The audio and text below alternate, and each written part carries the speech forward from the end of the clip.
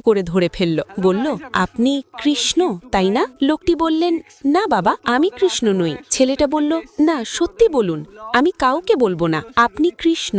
লোকটি বললেন, না বাবা, আমি কৃষ্ণ নই। তখন ছেলেটা বলল, এটা তো হতে পারে না যে আপনি কৃষ্ণ নন, কারণ আমি তো কাল রাতে কৃষ্ণকে বলেছিলাম এই রোদের মধ্যে আমার পা পুড়ে যায়, জুতা এনে দাও আমাকে, আর আজ আপনি আমার জন্য জুতো নিয়ে এলেন, তাহলে আপনিই কৃষ্ণ। আপনি মিথ্যে বলছেন, বলে দিন, আমি কাউকে বলবো না। তখন লোকটি মমতা ভরে বললেন, না বাবা, আমি কৃষ্ণ নই, ভগবান শ্রীকৃষ্ণ আমাকে বলেছে তোমাকে জুতো এনে দেওয়ার জন্য। তখন ছেলেটা বলল, তাহলে আপনি কৃষ্ণের বন্ধু।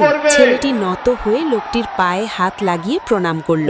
এরপর লোকটি প্রসাদ ও মালা নিয়ে মন্দিরে গিয়ে ভগবানের দর্শন করলেন। তাই দেখো, আমরাও ভগবানের বন্ধু হতে পারি। যে অন্যের কষ্ট বুঝতে পারে, ভগবান তাকেই বন্ধু হওয়ার সুযোগ দেন। ভিডিওটি ভালো লাগলে কমেন্টে লিখো।